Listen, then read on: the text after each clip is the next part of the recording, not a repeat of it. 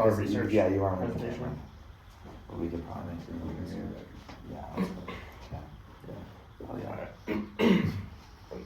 Oh, yeah. We're ready, go.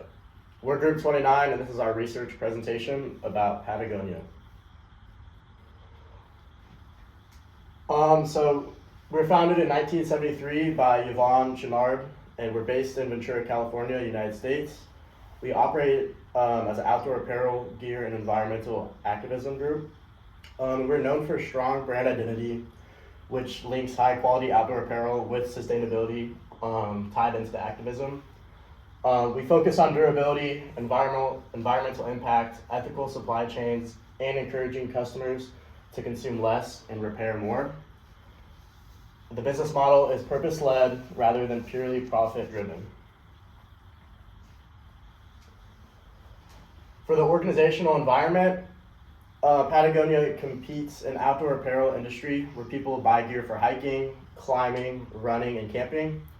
Since COVID, outdoor activities have grown a lot. In this industry, brands win by offering durable, high-performing, and sustainable products, and consumers are willing to pay more premium prices for the quality.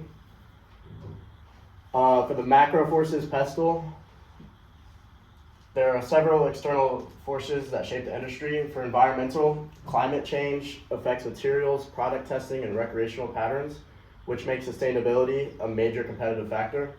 For sociocultural, consumers, especially younger ones, want transparency and prefer mission-driven brands. And then for technology, new sustainable materials and strong e-commerce channels drive innovation in how companies reach customers. For the company industry fit, Patagonia fits this industry really well. Even though the industry is uncertain with rising sustainability expectations, Patagonia leads the three trends rather than reacting to them. Competitors like Arc'teryx and North Face are strong, but Patagonia stands out through activism, repair programs, and their really long-lasting durable gear. The unique ownership structure also supports long-term stability and builds a strong customer loyalty. Now for the organizational structure, Patagonia uses a hybrid structure with cross-functional teams. This helps ideas move quickly from concept to testing all throughout the chain of command. And the organization is flat and decentralized, so employees have more autonomy and decisions can happen way faster. Then we get into the organic culture of Patagonia and the employee empowerment. Patagonia has a very organic culture. Employees are encouraged to speak up, bring up problems, suggest improvements, and challenge decisions that go against environmental values. Collaboration is really strong across the entire company. For the environmental responsiveness, the structure makes Patagonia extremely responsive. They can adapt quickly to new sustainability laws, develop eco-friendly materials, and redesign parts of the supply chain. Because their mission guides everything they do, the whole company moves together when facing environmental challenges.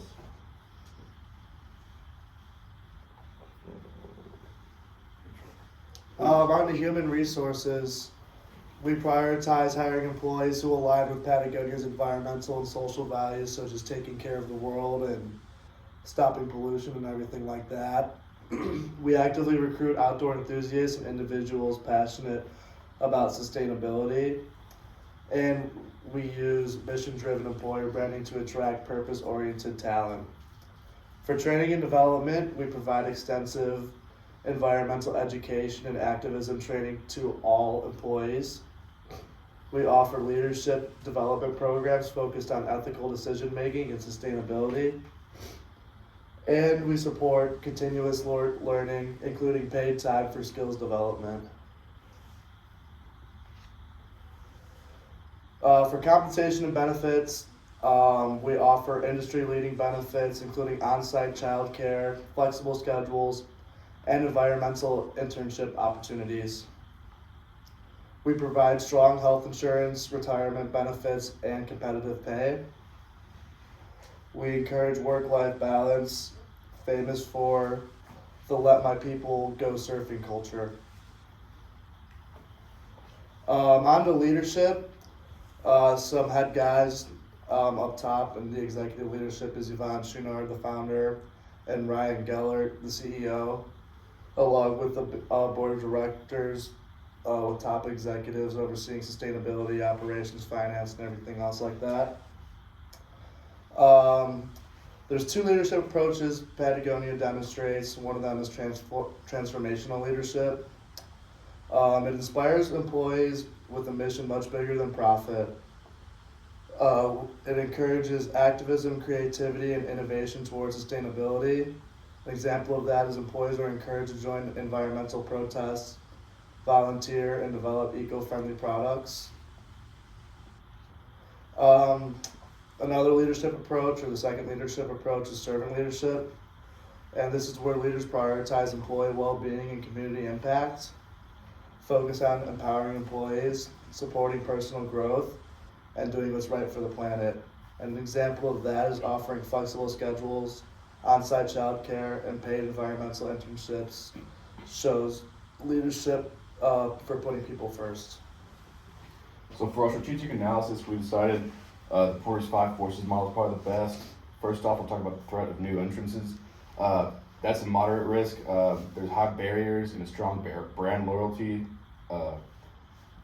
And then second off, we did supplier power, and it has a high. It's largely due to the specialization that we offer with our products. Buyer power here is moderate, once again, to our strong brand loyalty. And then there's rivalry among competition that's very high with products like North Face and Columbia in the market. They also offer very similar things that give us some risk and problems that will arise. And also, lastly, threat of substitutes, that's a moderate risk due to the large amount of gear on the market. For our strategic management is defining objectives and procedures that separate a company from its competition. We are very environmentally focused.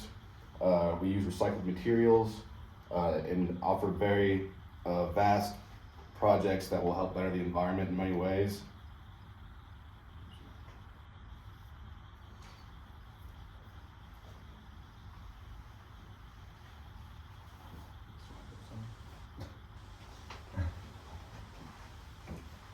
Corporate culture is defined as how a firm is guided by its values and behaviors, and Patagonia's is mission-driven from transparency, activism, and responsibility. Their environmentalism is high autonomy from employees shared with the company, and we have flexible schedules for work-life balance, shown in what my people serve. Ethics, CR, and sustainability. Ethics is the values that govern our behavior. CSR is corporate social responsibility of firms beyond monetary profit, so for more of a social and population rather than financial. And sustainability is maintained operations over time and how well you're able to do that. Ethical supply chains, fair labor practices, and environmental impact reports are all ways that Patagonia contributes to this. Climate mitigation investments are a big part of Patagonia's sustainability, and they also pledge 1% of sales to environmental causes with the goal of positively benefiting supply chain communities.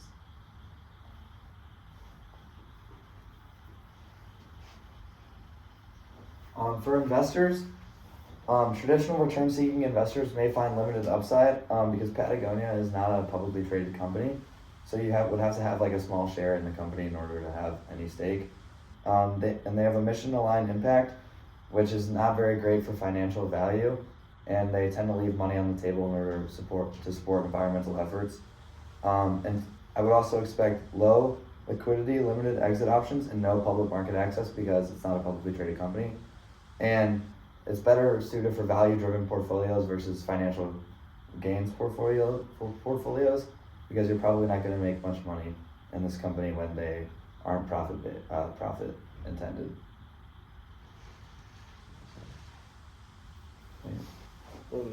Take 8. I think so. That was fine. So we started at 30.